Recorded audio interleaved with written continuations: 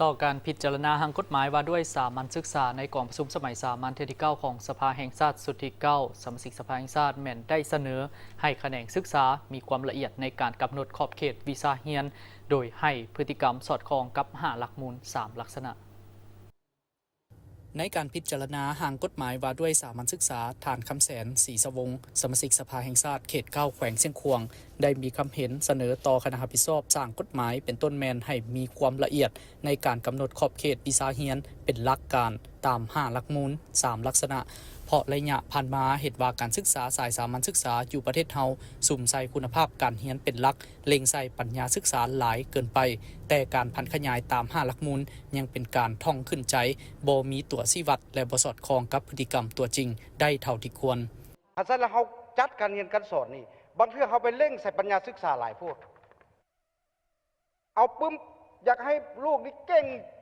บวกเลขคูณหารให้มันเก่งอ่านได้เขียนเป็นตั้งแต่ป .1 ป .2 มันเก่งแล้วว่าเก่งบัดพฤติกรรมอื่นหรือบ่ได้ตัวอย่างว่าอาจารย์แล้วอยากให้จัดครั้งแรกว่า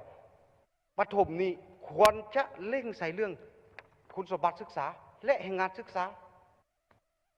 และกีฬาศึกษาศิลปะศึกษาสร้างให้มีหัวคิดประดิษฐ์สร้างมีสุขภาพเข้มแข็งมัธยมต้น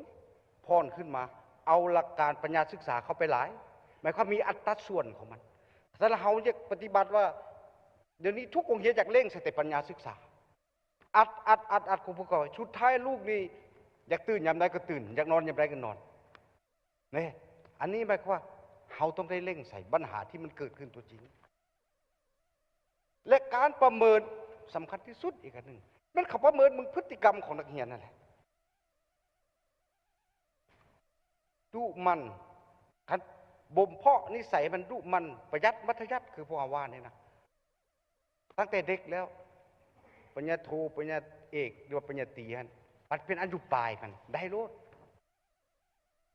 เพราะว่าความองค์ประกอบของผู้นี้อย่าลืมที่เราได้เคยบอกกันว่า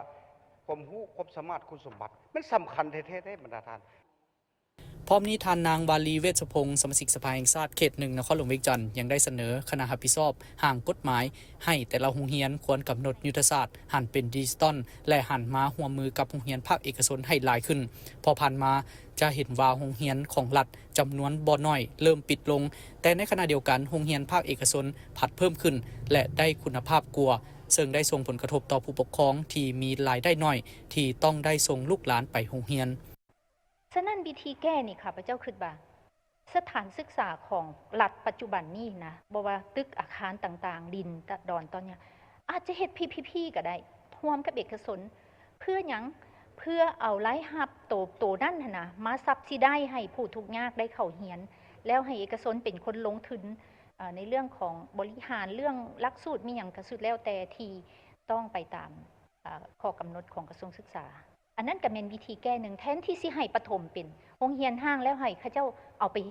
สัมปทานเฮ็ดแนวอื่นค่ะนะตัวนี้แม่นข้าพเจ้าเห็นว่ามันกำลังแพร่ล้ำหลายในตัวนี้อีกด้านหนึ่งก็อยากให้สอนเรื่องทักษะนี่หลายๆเนาะโดยเฉพาะแม้นเฮากำหนดยุทธศาสตร์หันเศรษฐกิจเป็นดิจิตอลเพราะฉะนั้นการสร้างบุคลากรการสร้างทรัพยากรมนุษย์มันต้องเสื่อมโยงกันกับยุทธศาสตร์นโยบายของรัฐบาลกำหนดอยู่ในนี้กับว่าอยู่เนาะว่าให้ไปตามแผนพัฒนาเศรษฐกิจสังคมแต่ข้าพเจ้าบ่เห็นว่ายุทธศาสตร์การหันเป็นดิจิตอลนี้เศรษฐกิจเป็นดิจิตอลเพราะฉะนั้นมันก็ไปสอดคล้องกับคำเสนอของข้าพเจ้าว่าควรกำหนดในกฎหมายตัวนี้เนาะ